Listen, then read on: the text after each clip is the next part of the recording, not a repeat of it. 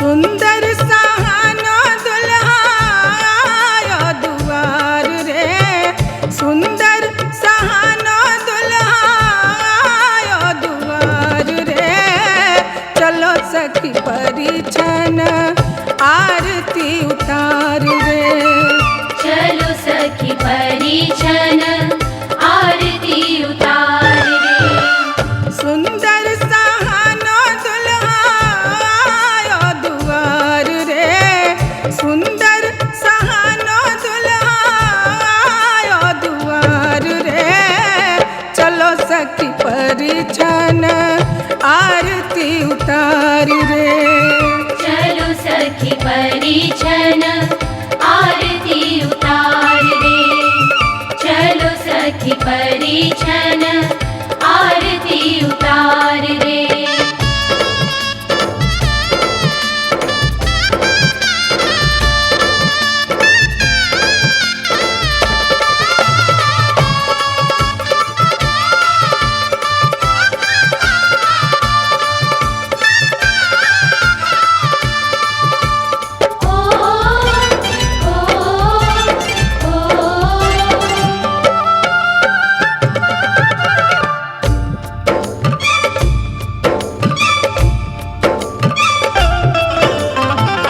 सोने के लोढ़ा सखी सूप सरैया, सोने के लोढ़ा सखी सूप सरैया।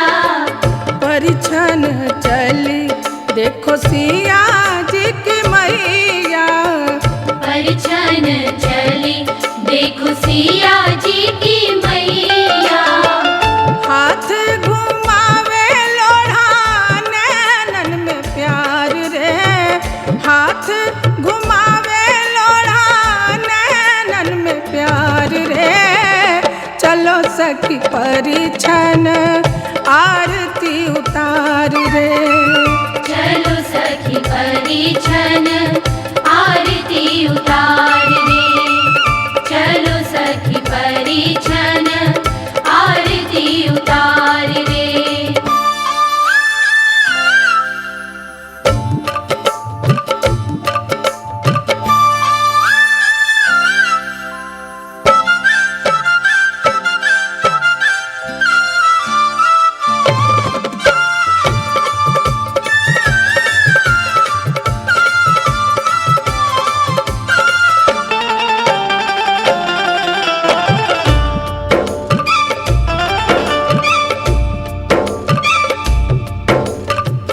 नाचो रे शुभ दिन आयो मंगल गायो, नाचो रे शुभ दिन आयो मंगल गायो।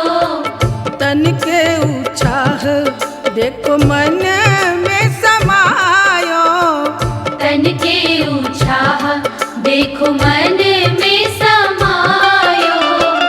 अंगना में छम छम नाचे हंसती बहार रे, अंगना में छम छम नाचे हंसती बहार रे।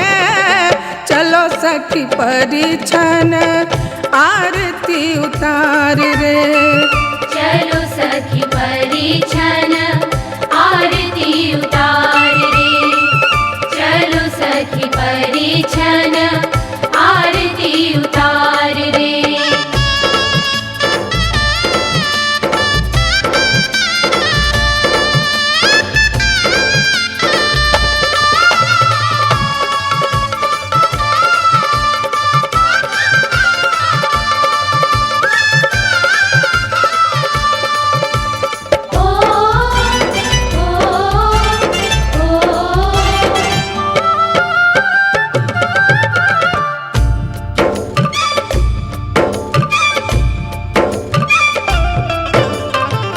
गागर छलकी खुशियों की जियरा जुड़ायो, गागर छलकी खुशियों की जियरा जुड़ायो। अम्मा ने बाबा ने रतन लुटायो, अम्मा ने बाबा ने रतन लुटायो। बरसे रंगीले देख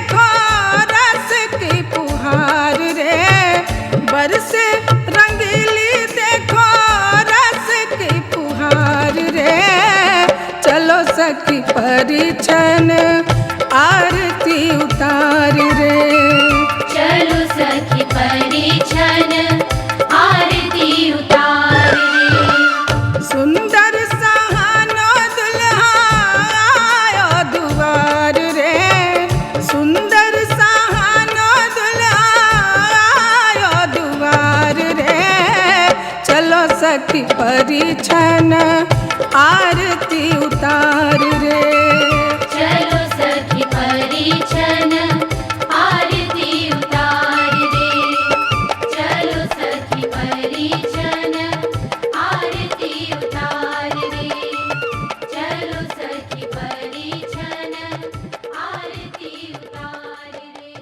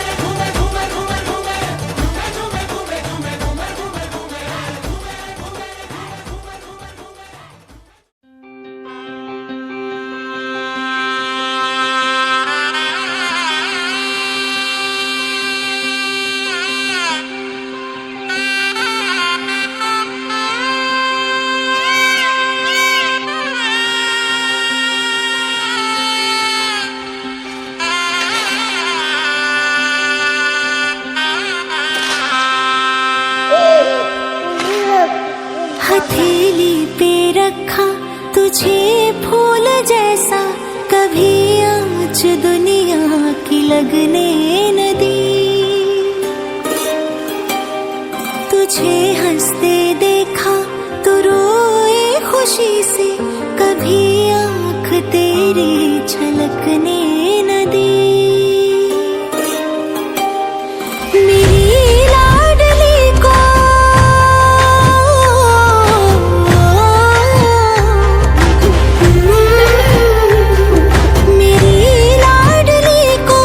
जनक नंदनी को अयोध्या का पावन धाम मिला। मिथिला का कण कण खेला,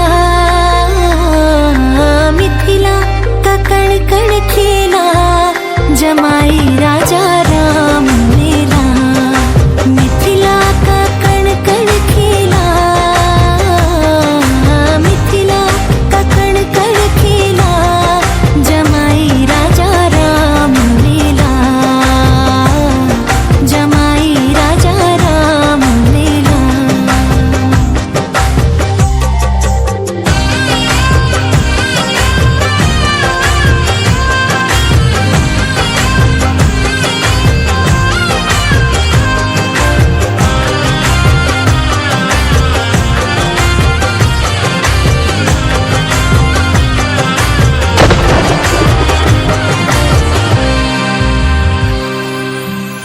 अंगनाई में झिलमिल झिलमिल तारे भर देना।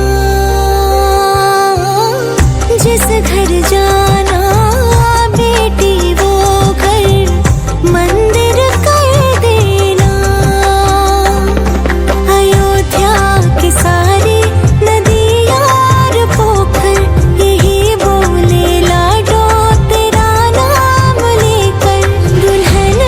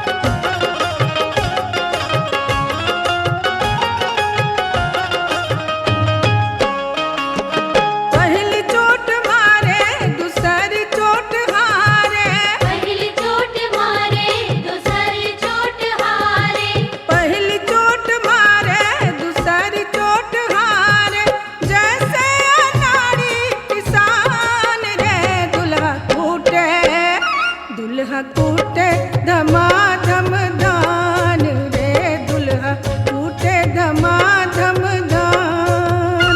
दुल्हा कूटे धमाधम धान, दुल्हा कूटे धमाधम धान।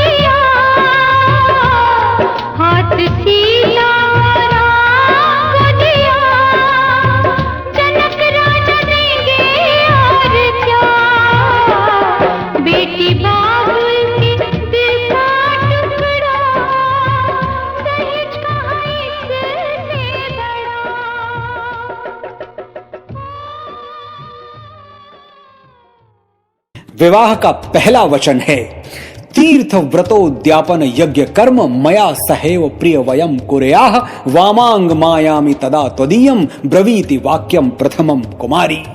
कन्या अपने वर से कहती है, आप कभी किसी तीर्थ यात्रा पर जाएं तो मुझे साथ लेकर जाएं। आप मेरे बिना कोई व्रत, कोई उपवास या फिर यज्ञ जैसे कोई धार्मिक कर्म ना करें। यदि आप मेरी बात से सहमत हैं तो मैं आपकी जीवन संगिनी बनना स्वीकार करती हूं।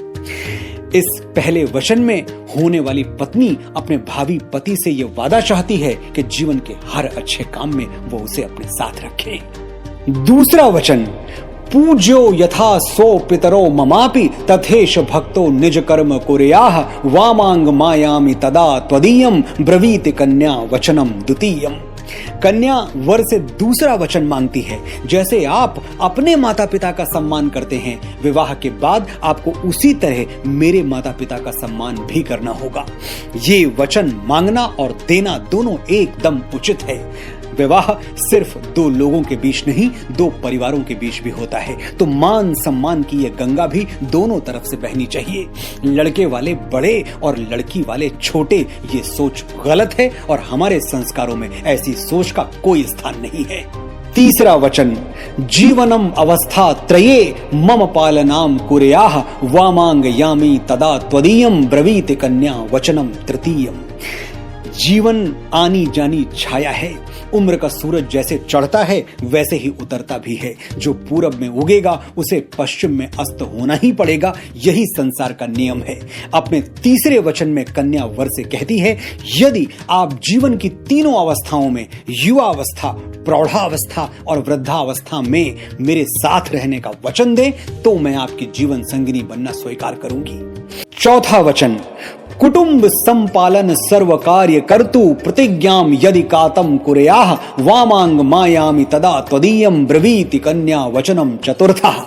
चौथे वचन में कन्या वर से कहती है, अब तक तो आप घर परिवार की सारी चिंताओं से दूर थे, लेकिन अब विवाह के बंधन में बंधने जा रहे हैं, इसलिए भविष्य में परिवार का दायित्व आपके कंधों पर आएगा। आप वचन दें कि आप इस जिम्मेदारी को पूरे मनोयोग से, प्रेम से निभाएंगे। पांचवा वचन, स्वसद्य कार्ये व्यवहार कर्मण्ये व्यये मामापि मंत्र येथा वामांग मायामि तदा त्वदीयम ब्रूते वचः पंचमत्र कन्या। पांचवें वचन में कन्या वर से कहती है कि विवाह के बाद घर के कामों में, किसी भी प्रकार के लेन देन और खर्च में आप मेरी सलाह जरूर लेंगे।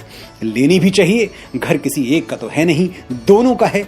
तो घर से जुड़े हुए फैसले भी दोनों के होने चाहिए, वरना पत्नी के मन में यह कसक हमेशा के लिए रह जाएगी कि जिस घर में मेरे नाम की तख्ती भी नहीं है, एक उम्र उसी घर को सजाने में गुजर जाए। छठा वचन, न मेप मानम सविधे सखीनाम द्यूतम नवा दुर्व्यसनम भंजश्चेत वामांग मायामि तदा त्वदीयम ब्रवीति कन्या वचनम च षष्ठम। इस वचन के दो भाग हैं, दूसरा पहले समझाता हूं। कन्या कहती है, वचन दीजिए कि आप जीवन भर जुए से और जुए जैसी अन्य बुराइयों से दूर रहेंगे। और पहले भाग में वो अपने स्वाभिमान की सुरक्षा मांगती है। यदि मैं अपनी सखियों, सहेलियों के साथ या अन्य महिलाओं के साथ बैठी हुई हूं तो किसी भी कारण से उन सब के सामने आप कभी कभी मेरा अपमान नहीं करेंगे। सातवां वचन, परस्त्रियम मातु समाम समीक्ष स्नेहम सदा चेन्मय कांत कूर्या वामांग मायापि तदा त्वदीयम ब्रूते वचः सप्तमत्र कन्या। इस आखिरी वचन में कन्या वर से कहती है, आप वचन दें कि विवाह के बाद अन्य सभी स्त्रियों को माता समान मानेंगे और जीवन पर्यंत हमारे आपसी प्रेम के बीच किसी तीसरे को आने नहीं देंगे। समिधाग्निं दुवसदघृतैरबोधयदादिदे आस्मिन् हव्याजुहोदन ॐ सुसमिद्धाय शोचिषे घृतं तीव्रं जुहोदन अग्नये जातवेदसे स्वाहा इदमग्नये जातवेत्सेदं नमः तन्पासमिद्भिरङ्घिरो घृतेन वर्धयामसि बृहच्छोचाय वेष्ट्य स्वाहा इदमग्नेयङ्गिरसेदं नमः।